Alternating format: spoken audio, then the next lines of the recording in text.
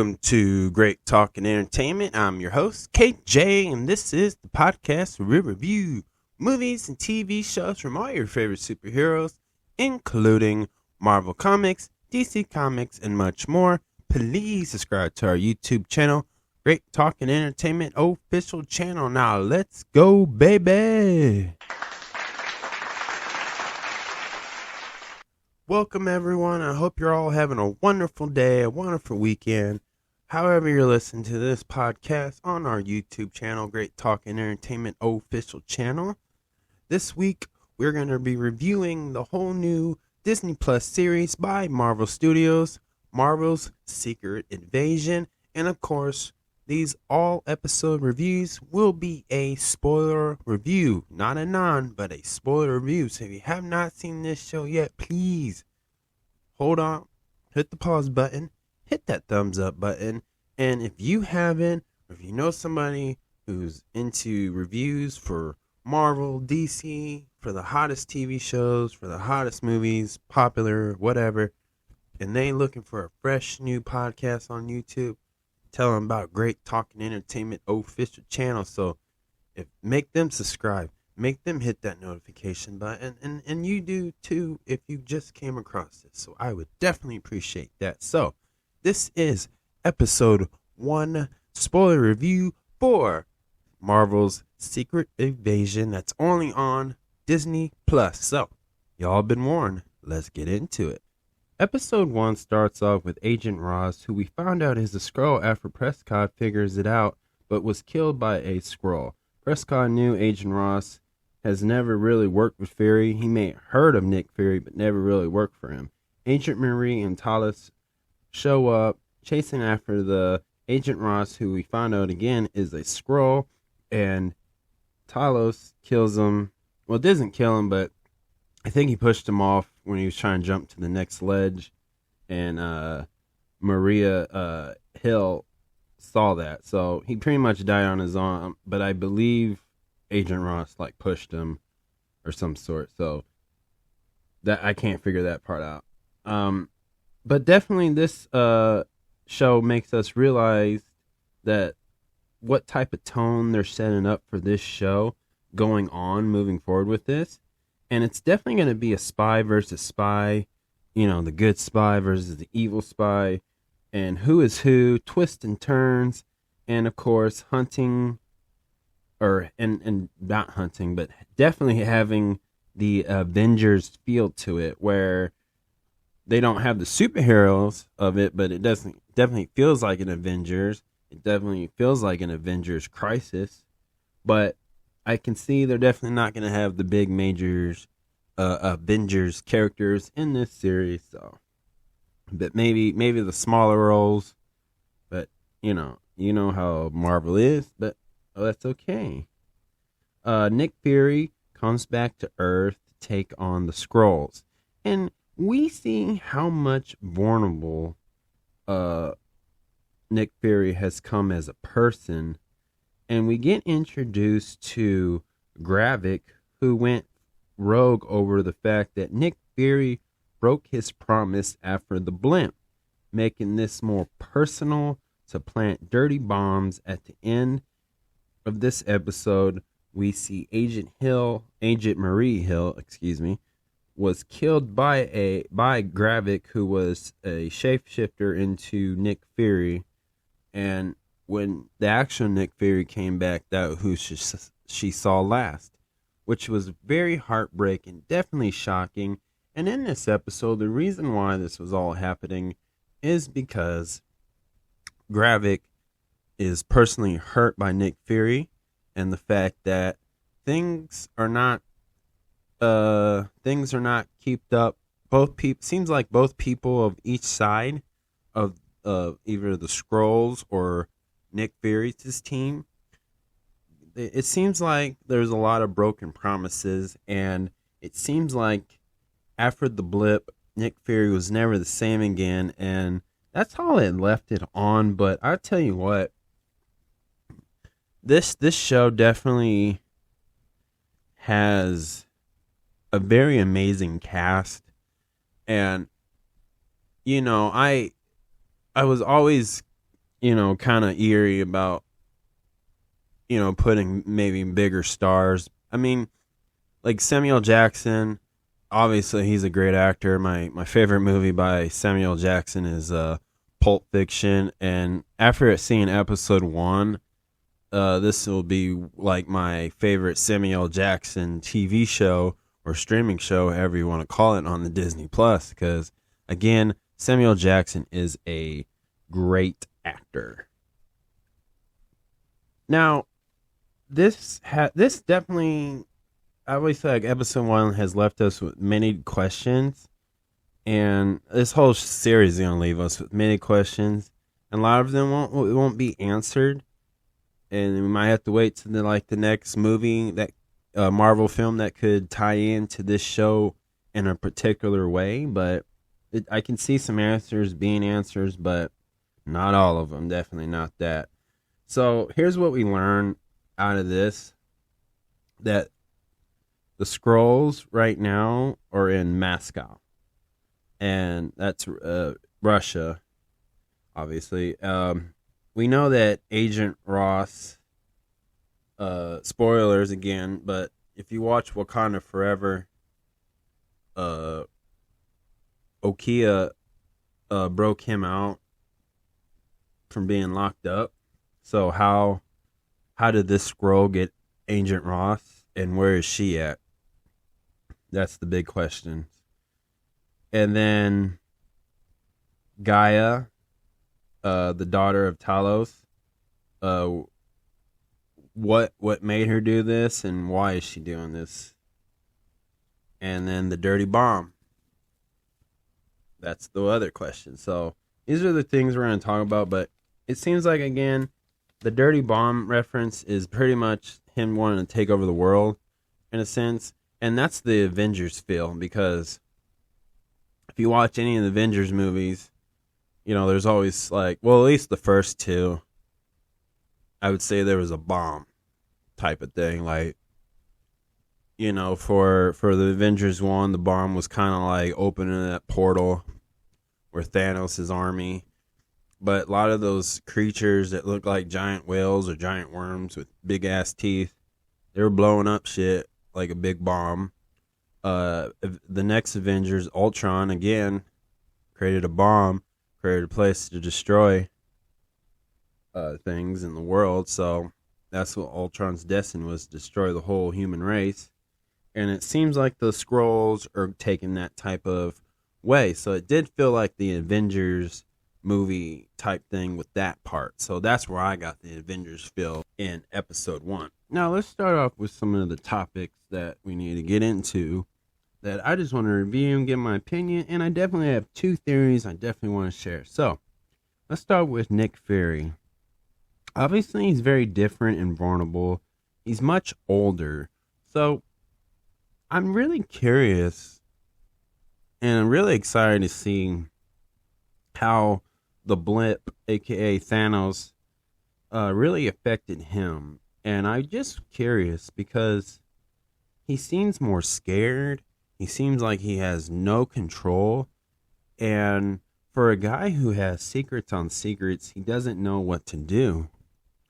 And when we see him and Agent Marie Hill, we seen them talking, and she's really upset because he ghosted everybody in a way where people are like, wait a second, he's not on a mission, he's not working on nothing, he's just gone. He doesn't want nobody to see him. He's done left the game, of saving people, as he would put it. And I just think that,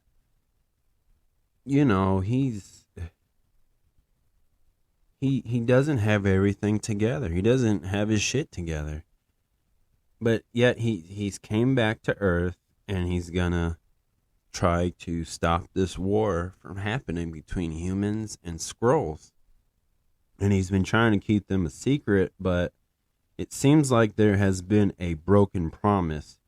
And it's the fact that maybe Nick Fury went to outer space to I think it's Sword, but I think they call it Saber, Saber. I think, but I forgot. Sorry.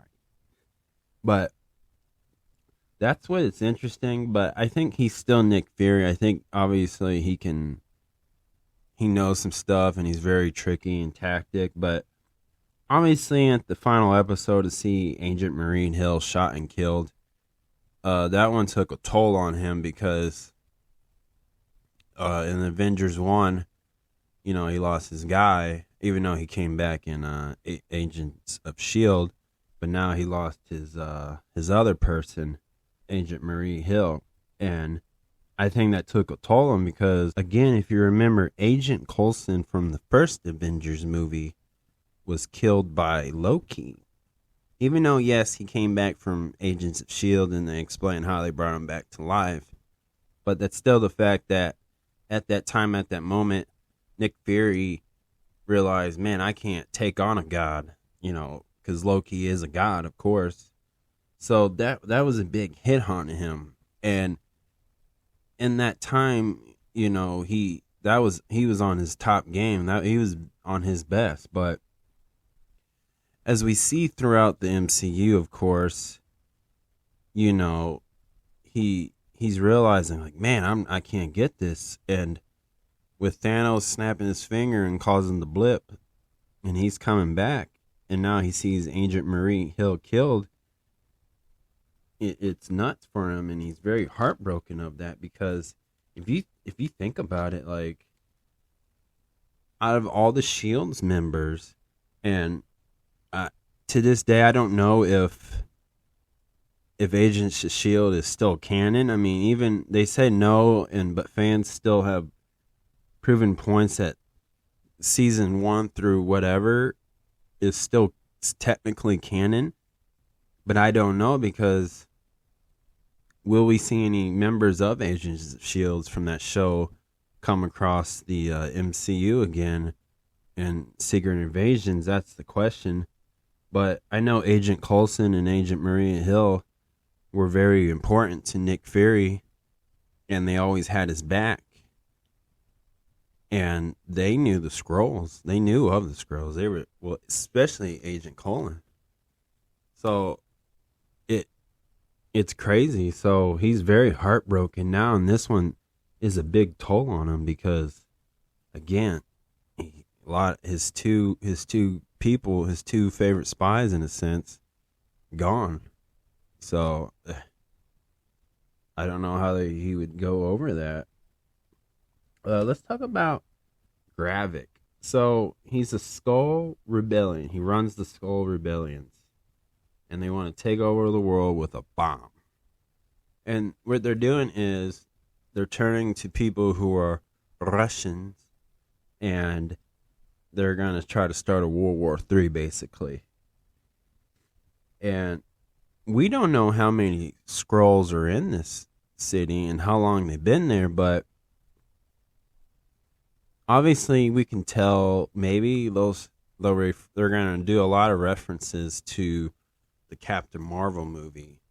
And obviously there's probably going to be some flashbacks to that movie and maybe Endgame a little bit. But again, we're kind of digging deep of like where these Skrulls been at. And how is Nick Fury going to do this? If he's this vulnerable, he's this weak. I mean, obviously he could probably break somebody's wrist and shoot somebody. I'm not talking about his skills in combat. I'm not talking about just always being 3 steps ahead. Who can he trust? How is he going to trust anybody? I mean, this is spy versus spy, so it's going to be very interesting. And with Gravik, he has this something personal. He takes this very personal to Nick Fury breaking his promises. And I find that very interesting because of why. And when I get to this, I'll get to one of my theories about why I think this. But overall, I really like how they portrayed this character. And I really, honestly, so far, I like the idea of that the Skrulls are split between.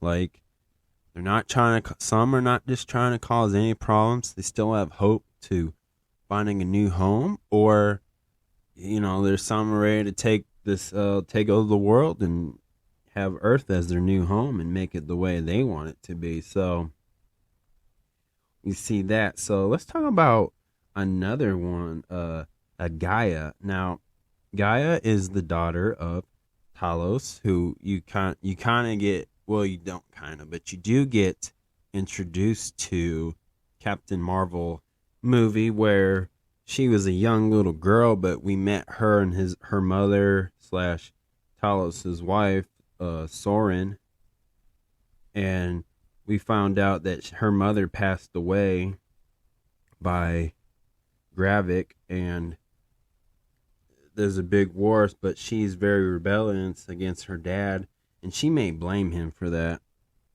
And we see that Talos is broken down, and he's very like he's struggling too, like Nick Fury is. Like, he wasn't snapped away, but he's broken down because of he tried everything to convince the whole clan of Skrulls that Nick Fury and Earth had their back, and it seems like they didn't. And so there's a lot of like revenge, a lot of hatred, personal hatred towards one person. And Gravik is doing this to hurt Nick Fury in every way. Gaia, she is trying to just hurt her dad because she doesn't know how to basically mourn over her mother. And she believed in Nick Fury. She believed in her dad that things were going to get better. They said this before in Captain Marvel movie, so it seems very personal without the whole thing. And then we get to Sonya, Sonya. She is a person who, a Skrull. I think she's a Skrull, or maybe she's just human. But it's hard to tell if she's friend, ally, or she has her own mission. But what I like about those three characters is I think Gravik's main mission is what the whole plot is. But I think Gaia, I think she's working for somebody else. I think she's a double agent in the sense. And then Sonya, I think that she is working, I would say with Agent, oh God, what's his name? Thunderbolt Ross. Sorry, it slipped my mind. But I think she's working for him because we know we're getting the Thunderbolts movie, and I'm pretty sure this show is going to tie in between Captain America, The Brave World, and Rhodey's show, Armor. And I think I like to say Thunderbolts. So that's what I think. I think those are the three projects that are going to be tied in. And of course the Marvels, of course, so 4 projects that's going to be kind of somewhat tied in. Secret Invasion. So that's what I'm getting the sense of it when I see those 3 characters between Gaia, Sonya, and Gravik. I think they all 3 have different agendas, and they're like trying to turn on each other in a way. I think Sonya's going to turn on Nick Fury. I think she has it out for her own things. Again, I think she's more connected to the Thunderbolts, and I think that's the main thing of it. And I think Gaia is working for somebody else who we just don't know yet, but I think she's a double agent. And who she work for? I think it's a bigger cause, and I think she will be somewhat tied maybe to the Young Avengers in some shape or form of it. So I don't know. Maybe Daredevil, Born Again. You never know, I think. Let's talk about this one topic, machines with humans. So if you remember those machines in the Captain Marvel movie where the Skrulls had Brie Larson locked up and they read through her mind. So now they're using these on humans, and they call them shells, and they take their body, they shapeshift into what they look like, and they use this machine to take their memories. And I find that very cool because if you remember the Captain Marvel movie, they really didn't go into a more depth of who they are, how they are, and how much different like some are. They made them seem like they were all refugees and weak and innocent, of course, because of the Creed. But now it's like a different turn. Like, if the Creed ain't getting them and attacking them, and you leave them all alone, you know, this type of situation or scenario happens. And obviously, this is more surrounding the big promise that Nick Fury was. And I believe the promise they made in Captain Marvel was that Brie Larson, Captain Marvel, was going to find them a place and they can stay on Earth temporarily. That was the deal. But I don't remember anything else. But obviously, throughout the episode, it would be more clear. Now, let me talk about some theories I have. I have two big theories. So theory number one, Nick Fury is Gravik's dad. Now, he's either like biologically, because I think if everybody wants to get down, I think because if they're all on Earth, right? If the Skrulls are on Earth, and we don't know how long, and just based off this episode, by the idea of this is very personal to hurt Nick Fury, he's either like his actual dad, maybe a stepdad, or maybe like a father figure. Maybe Nick Fury took him under his wing, and he takes Nick Fury leaving very personal. That's what I think. Because how I want to believe that a human and a Skrull made love and out came a baby. That's what I'm thinking. So is Nick Fury the one? Who knows? Because Nick Fury is a character who has secrets on secrets on secrets. Theory number two, Gaia works for someone else. So there are many MCU characters who she could be working for if she's a double agent. Because in this episode, she just seems like she trusts her dad or Gravik, or agree with both parties in any way. And she's hiding a lot. You can just tell how she's very sneaky. She's very quiet. And she knows something. And who could she be working for? Well, there's a possibility that her and Rhodey could be working together. She could be part of the Thunderbolts, so she might be in cahoots with Val.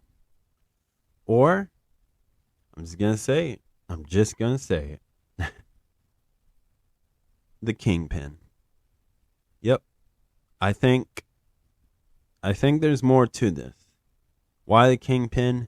Because I think this character, where they had him off in Hawkeye, this guy, Kingpin, is at a place where he has to rebuild and reclaim a lot of things.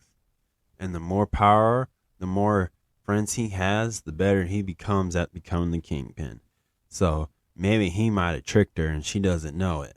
So that could be a possibility. So those are my two theories.